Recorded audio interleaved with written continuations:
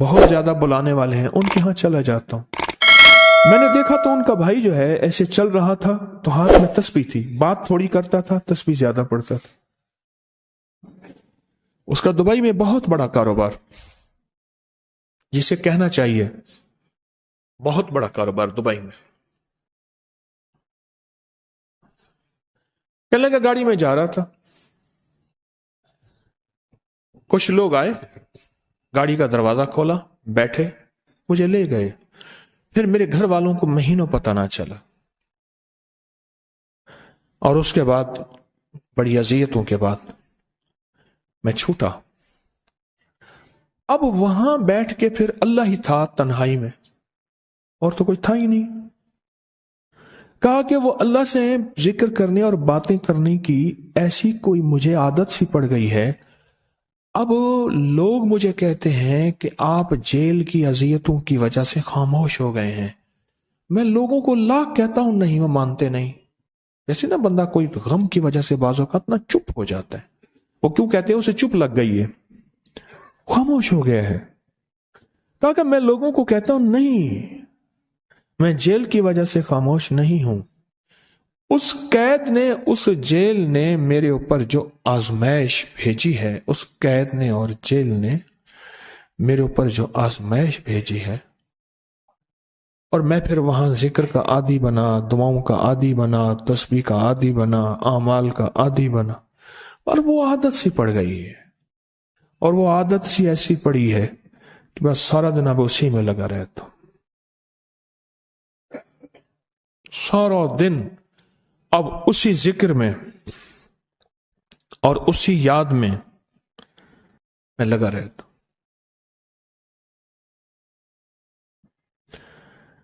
کہیں ایسا نہ ہو ہم بھی اگر ذکر سے غافل ہوئے، تسبیح سے غافل ہوئے، خدا نہ خواستہ ایسی آزمائش آ جائے، اور پھر ہم ذکر اور تسبیح اور اعمال کے عادی بن جائیں، اللہ سے عافیت مانگے۔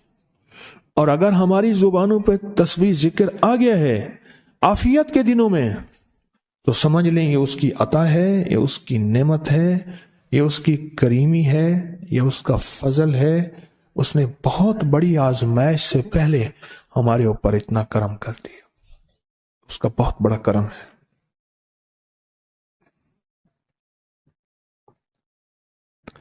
اس لیے اللہ جل شانہ کے حبیب کملی والے نے آزمائشوں سے پناہ مانگی ہے۔ اللہم انی اعوذ بک من جہد البلاء، آزمائش، کوئی بلا آ جائے، ودرک الشقاء، شقاوت میں میرا نام آئے، بدبختی میں، یہ بھی آزمائش ہے، وسوء القضاء، میرے لیے ایسے فیصلے ہونا شروع ہو جائیں جو مجھے برباد کر دیں، ایک کے بعد دوسرا میرے حق میں فیصلہ، میرے خلاف فیصلے سارے، وشماتۃ الاعداء، اور ایسا وقت میرے آزمائش نہ آئے کہ دشمن تالیاں بجائے، دشمن ہنسے اور میرا مذاق اڑائے۔ اس لیے میرے آقا نے، میرے حضور نے آزمائشوں سے پناہ مانگی ہے، عافیت مانگی ہے۔ اللہم انی اعوذ بک من زوال نعمتک، اللہ نعمت دی پھر اس کا زوال آ گیا، وتحول عافیت، عافیت دی اور تو نے چھین لی۔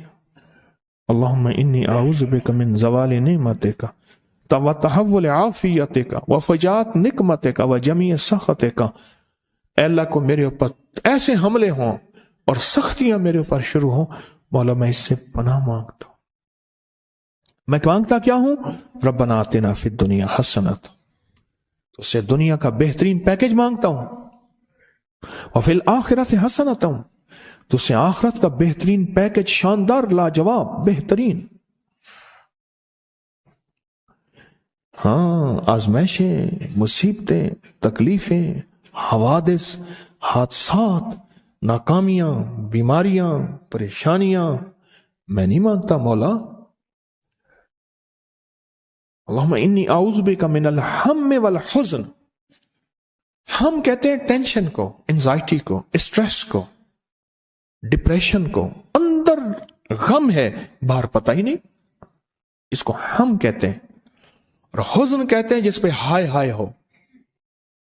اے اللہ میں تجھ سے اندر کا دکھ جو مجھے دیمک کی طرح کھائے، اور باہر کا دکھ جو مجھے تڑپائے، اندر کا دکھ کھائے اور باہر کا دکھ تڑپائے، اے اللہ میں اس سے پناہ مانگتا ہوں۔ ہم والحزن، عجز والکسل، ایسا کہ میں عاجز ہو جاؤں یا میرے پر سستی غالب ہو جائے۔ کتنے لوگ ایسے ہیں ان کے اوپر سستی غالب ہے، بہت بڑی مصیبت ہے زندگی کی۔ میرے آقا کملی والے نے اس سے پناہ مانگی، اللہ کے حبیب میرے آقا نے آزمائشوں سے پناہ مانگی۔ اللہم انی اعوذ بک من الفقر والکفر، اے میرا مولا مجھے کفر سے اور فقر سے بچا۔ فقر ایسا، غربت ایسی آئے کہ میرے ذہن میں ہر وقت لوگوں کی جیبوں پہ نظر ہو، ہر وقت لوگوں کی جیبوں پہ نظر ہو۔ یہ دو وقت میں ہوتا ہے، ذہن نشین رکھیے گا۔ اس فقیر کا تجربہ ہے، ایک جب طمع بڑھ جاتا ہے، لالچ بڑھ جاتی ہے، اس وقت لوگوں کی جیبوں پہ نظر ہوتی ہے۔ جب فقر بڑھ جاتا ہے، غربت اور تنگ دستی اور فقیری بڑھ جاتی ہے، پھر لوگوں کی جیبوں پہ نظر اس کی ہوتی ہے اور اللہ کے خزانوں پہ نظر نہیں ہوتی یا کم ہوتی۔ اے میرا مولا مجھے فقر سے بچا اور کفر سے بچا، کہ ایسا وقت نہ آئے میں اپنا دین بیچ بیٹھوں، اپنا ایمان بیچ بیٹھوں۔ ہمارے ایک مخلص تھے عبد الوحید سلیمانی صاحب رحمۃ اللہ علیہ، کہنے لگے انارکلی میں میرا ایک دوست تھا، تو میں اس دوست کے ساتھ زندگی گزری، پنجاب یونیورسٹی میں اکٹھے پڑھتے تھے۔ تو پھر پتہ چلا کہ وہ بہت مالدار ہو گیا، اسلام آباد کے ایک بہت بڑے سیکٹر میں گیا تو اس کا گھر دیکھا، گاڑیاں، بڑا گھر، اور یہاں اس کے پاس ایک پرانی سی پتلون ہوتی تھی اور غربت ہوتی تھی، اور انارکلی کے کسی اوپر چبارے کے کسی کمرہ لیا ہوا تھا۔ تو میں نے اس کا نام لے کے پوچھا یہ کیا؟ اس نے ایسے سینے پہ ہاتھ رکھ کے کہا بس یہی بیچا ہے، اب باقی سب ٹھیک ہے، سینے پہ ایمان بیچا ہے، سب کچھ مل گیا۔ اللہ میرے پر وہ وقت نہ لا جب میرے اوپر فقر غالب آ جائے یا کفر آ جائے۔ میرے آقا کملی والے نے آزمائشوں سے پناہ مانگی، اور آپ حضرات کتنے خوش قسمت ہیں، اس کی شان کریمی اللہ نے آزمائشوں سے بچائے، اور انشاءاللہ ان نام کی برکتوں سے، ان دعاؤں کی برکتوں سے، ان تسبیحوں کی برکتوں سے، اس اللہ کے نام لینے کی برکت سے انشاءاللہ اللہ اور آزمائشوں سے بچائے گا۔ اللہ نے بغیر آزمائشوں کے ہمیں اپنا نام دے دیا، اپنے نام کی تسبیح دے دی، اپنا ذکر دے دیا، اپنی یادیں دے دی۔ کسی جگہ منہ سے اللہ نکل جاتا ہے، کہیں رحمان نکل جاتا ہے، کہیں بسم اللہ نکل جاتا ہے۔ ابو عبداللہ مغربی فرماتے ہیں میں نے رسول اللہ صلی اللہ علیہ وسلم کو خواب میں دیکھا، عرض کیا مجھے اللہ سے ایک حاجت ہے، کس وسیلے سے دعا مانگوں؟ عرض کیا مجھے اللہ سے ایک حاجت ہے، کس وسیلے سے دعا مانگوں؟ کوئی عمل بتا دیں، کوئی وسیلہ بتا دیں آقا۔ میں نے حضور سے خواب میں سوال کیا تو آپ نے ارشاد فرمایا جس کو بھی اللہ سے کوئی حاجت ہو اسے چاہیے وہ سجدے کرے، یعنی 2 رکعت ادا کرے اور سجدے کی ہر رکعت میں 40 مرتبہ آیت کریمہ پڑھے، جو میں عمل میں بتایا کرتا ہوں، لا الہ الا انت سبحانک انی کنت من الظالمین۔ جب بھی کوئی مشکل ہو، الجھن ہو، پریشانی ہو، کوئی تکلیف ہو، کوئی مسئلہ ہو، تو میرے حضور نے فرمایا کہ تو ایسا کر، تو کیا کر، تو نفل پڑھ، ہر رکعت میں سبحان ربی الاعلیٰ کے بعد 40 مرتبہ آیت کریمہ پڑھ، اور پڑھ ایسے ڈوب ڈوب کے، مانگ مانگ کے، گڑ گڑا کے، بھیکاری محتاج سائل اور منگتا بن کے پڑھ۔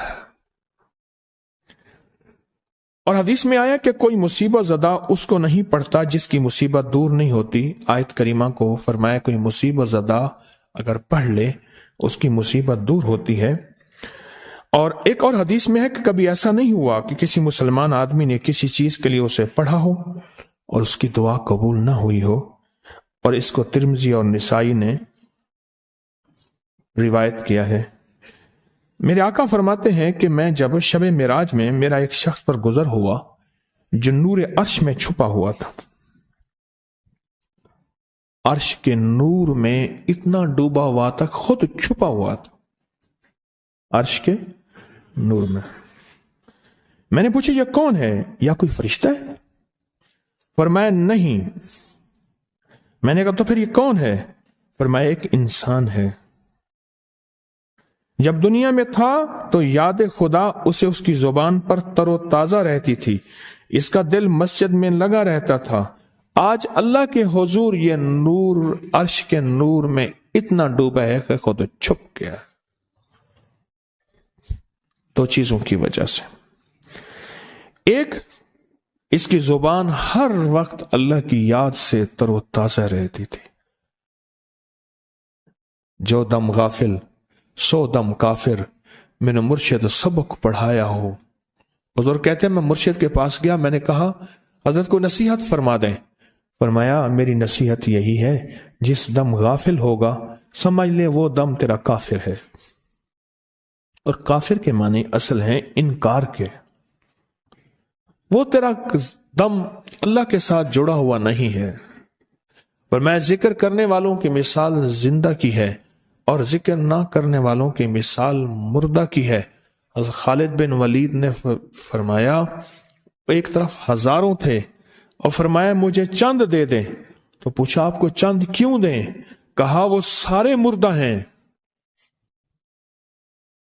وہ کلمہ پڑھنے والے نہیں تھے، وہ سارے مردہ ہیں، مجھے چند کلمہ پڑھنے والے دے دیں، یہ سارے زندہ ہیں اور یہ غالب آئیں گے۔ اور یہی ہوا، اور یہ کلمہ پڑھنے والے غالب آ گئے۔ آپ نے فرمایا کہ غافلوں کے درمیان اللہ کی یاد میں لگا رہنے والا ایسا ہے